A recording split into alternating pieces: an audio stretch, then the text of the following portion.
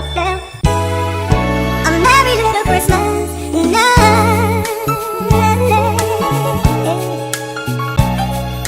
And have yourself a merry little Christmas. What's up, beautiful people, and welcome to the third episode of my 12 Days of Christmas, my ideal morning routine. Heavy emphasis on ideal, meaning things I would like to do every morning in a perfect world. These are things I was doing for the most part earlier on in the year. And then COVID hit, and I lost my footing. I'm slowly but surely regaining it though.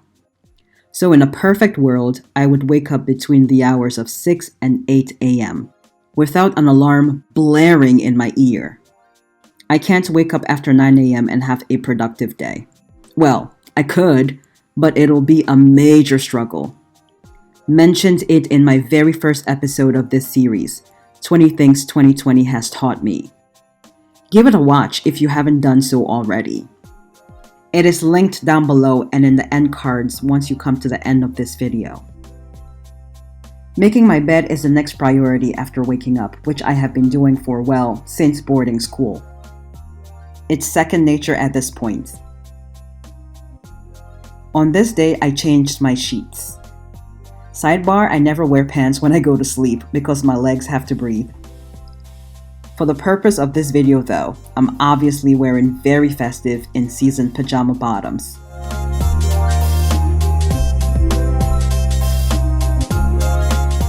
Then I head to the bathroom to brush my teeth.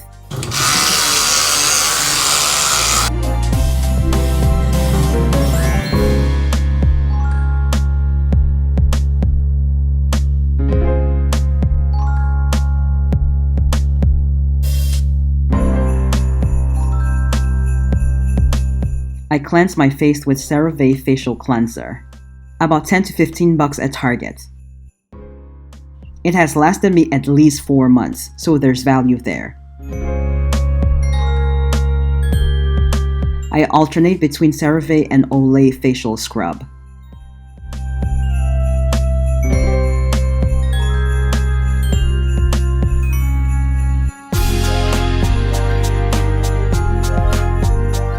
And because I had planned to do a light workout later, I didn't use moisturizer on my face.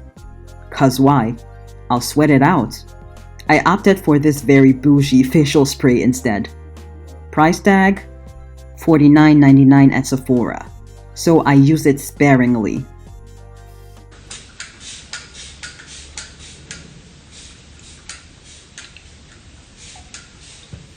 I got this back in March, so again, I made it last.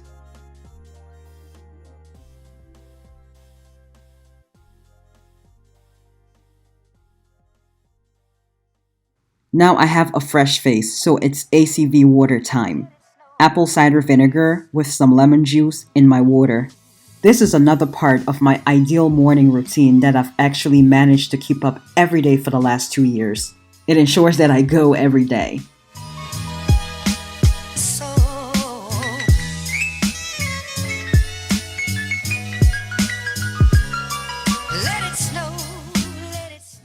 And as I sip on this morning non-alcoholic cocktail, I like to read a passage or two from the Bible. Psalms 121, 23, and 91 are my go-to. They cover all bases. And then I read a couple of pages from a book. The book of the month. Correction, book of the next 2 to 3 months, if I'm being completely honest. I'm a slow reader, and this book, Chinua Achebe's Things Fall Apart, though I've read it before in primary school in Cameroon, and then again in the 10th grade, I cannot for the life of me tell you what the story was about. Hence why I'm reading it again. Spoiler alert, I don't like it already. And I'll tell you why in a separate video sometime early next year. I'm halfway through the book at the time of this voiceover recording. Almost there. After suffering through a page or two of that book, I pour out my feelings onto a page of my journal. Free therapy right there. And because I word vomited in my journal, I feel much better and ready for coffee. My absolute favorite part of my morning. If you're an OG here on my channel, you know I love my morning cup of joe. It gives me something to look forward to. And I've been loving this Good and Gather brand of coffee from Target. I guess they've done away with Market Pantry. And I like my coffee with creamer in it. Specifically, any caramel flavored creamer. This one is Coffee Mate's caramel latte flavor. I love tea too, but I usually drink that in the evening to help with digestion. And it's a great way to round up my evening before going to bed.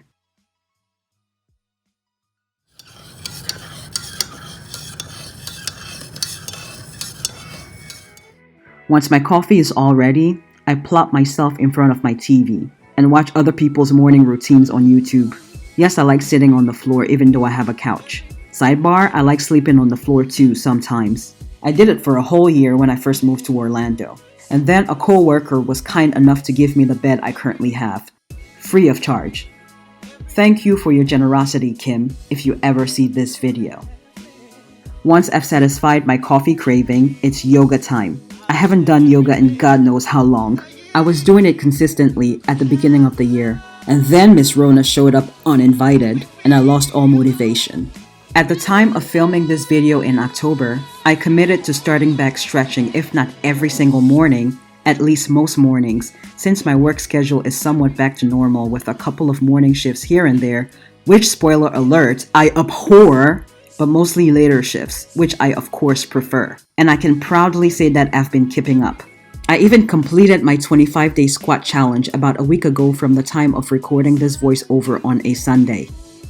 I'm taking on another squat challenge starting tomorrow Monday, just giving my thighs and knees a well-deserved rest. At this point after the yoga, my stomach was positively growling, and what better way to start off my morning than by making something healthy, filling, and refreshing. A smoothie bowl. All it took was 4 ingredients. Frozen strawberries, frozen blueberries, some vanilla almond milk, and 3 or 4 heaping scoops of plain Greek yogurt. All of these items I got from either Publix or Target.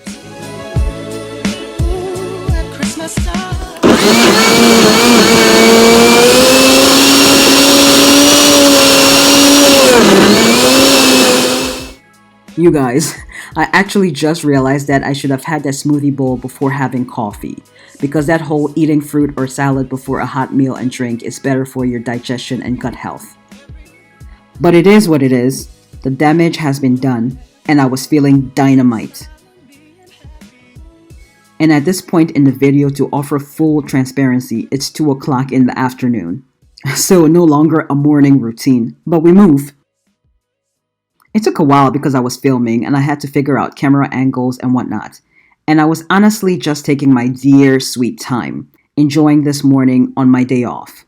I hadn't had one of these kinds of mornings in a while, and I was feeling so good that morning. And I got a feeling that good times are coming, as cliche as that sounds. I mean, there's nowhere to go but up when my account had been in the negatives for at least a week at one point during this pandemic. And I had to borrow money from my other investment accounts and even my mom and brother just to stay afloat.